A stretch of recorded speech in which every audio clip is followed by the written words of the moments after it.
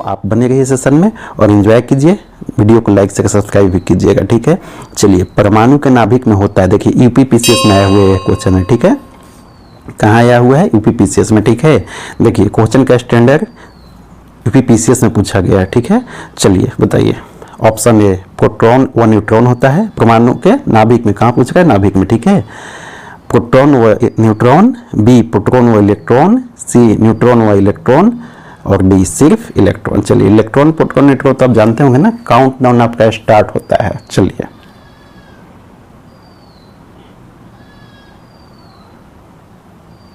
उत्तर proton व neutron. कौन सा? ये वाला होगा, ठीक है। परमाणु के नाभिक में, ठीक है। यानी कि नाभिक में जब भी आपको होगा तो प्रोटॉन न्यूट्रॉन होता है। इलेक्ट्रॉन कहाँ होता है? कक्षा के नाभिक के बाहर कक्षा में होता है, ठीक है। ये नाभिक होता है और ये कक्षा में होता है, ठीक है। चलिए, क्वेश्चन नंबर 2। आपको एक भी क्वेश्चन नहीं छूटेंगे लुसेंट के, फिर आप पूरा सेशन को एंजॉय कीजिए और देखते रहिए, ठीक है। तड़ित चालक का आविष्कार किसने किया? ठीक है, तड़ित चालक समझते हैं ना, लाइटनिंग अरेस्टर जो होता है, बरसात में जो बादल गरजती है तो ये तड़ित चालक जो है उसे खींचकर जमीन में सीधे ग्राउंड कर देता है, ठीक है।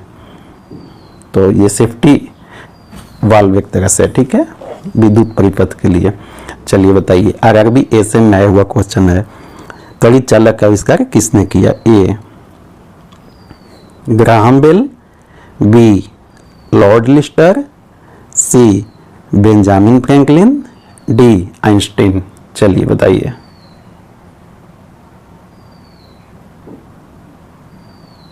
उत्तर सी बेंजामिन फ्रैंकलिन, ठीक है।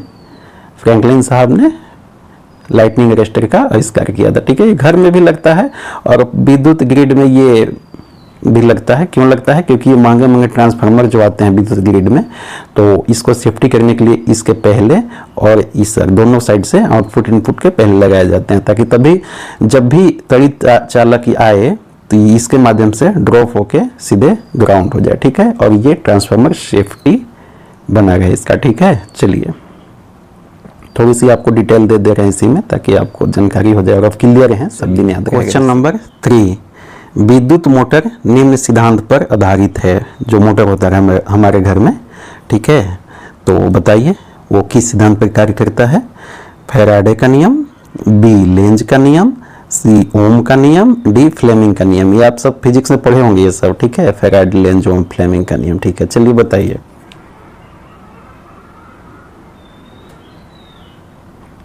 उत्तर ये फैराडे का नियम, इस सिद्धांत पे विद्युत मोटर कार्य करता है, ठीक है। फैराडे का नियम क्या आप जानते हैं?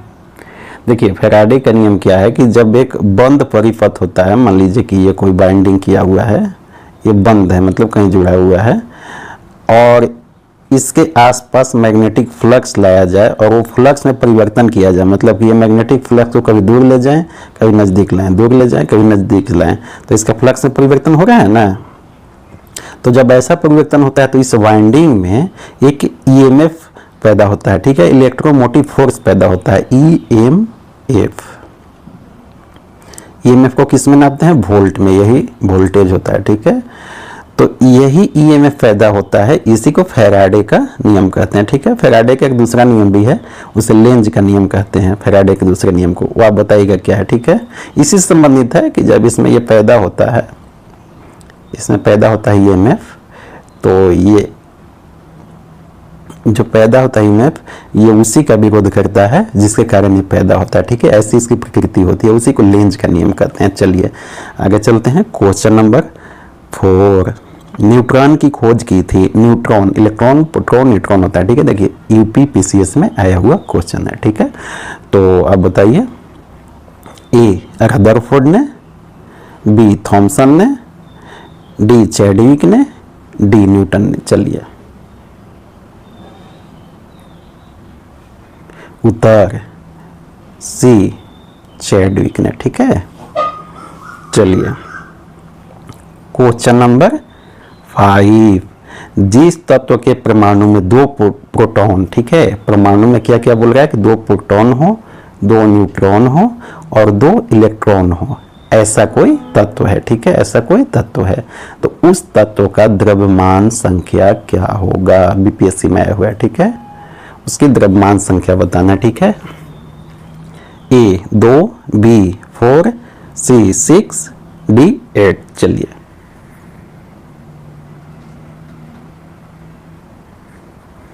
उत्तर बी 4, ठीक है।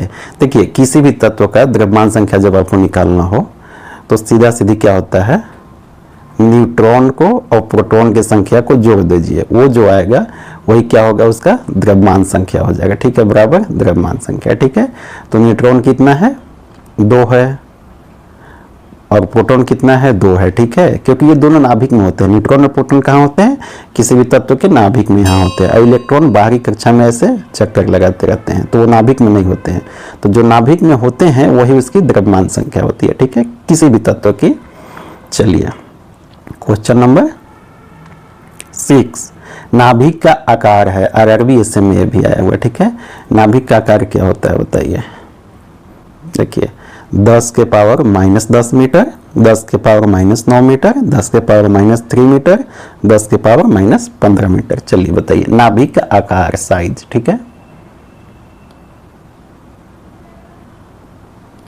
उत्तर डी 10 के पावर -15 मीटर, ये आप याद रखिएगा बस, ठीक है, इसको ज़्यादा समझने की जरूरी नहीं है, बस आप याद रखिए नाभिक का साइज क्या होता है, 10 के पावर -15 मीटर, ठीक है।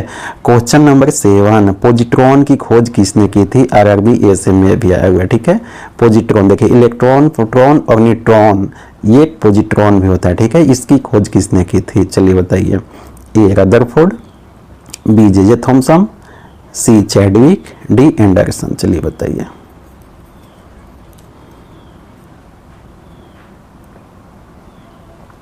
उत्तर डी एंडरसन, ठीक है। चलिए क्वेश्चन नंबर 8 की तरफ हम बढ़ते हैं। हाइड्रोजन परमाणु के न्यूक्लियस में प्रोटॉन की संख्या क्या होगी, ठीक है। हाइड्रोजन एक तत्व है, तो उसके न्यूक्लियस में प्रोटॉन की संख्या क्या होगी। हाइड्रोजन का परमाणु क्रमांक कितना होता है, आप जानते हैं ना परमाणु क्रमांक क्या होता है, जैसे हाइड्रोजन का 1, हीलियम का 2, लिथियम का 3, बेरिलियम का 4, बोरॉन का 5, कार्बन का 6। याद है आपको ये टेबल, आप याद कीजिए, बताइए। हाइड्रोजन परमाणु के न्यूक्लियस में प्रोटॉन की संख्या बताना है। 0, 1, 3, 5। 0 तो नहीं होता है किसी में। उत्तर क्या होगी, 1, हाइड्रोजन का 1 होगा, ठीक है।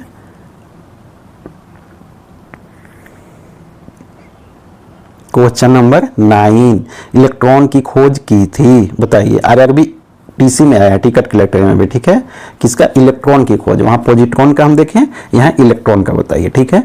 ए थॉमसन, बी जेम्स वाट, सी गैलीलियो, डी रदरफोर्ड। चलिए बताइए।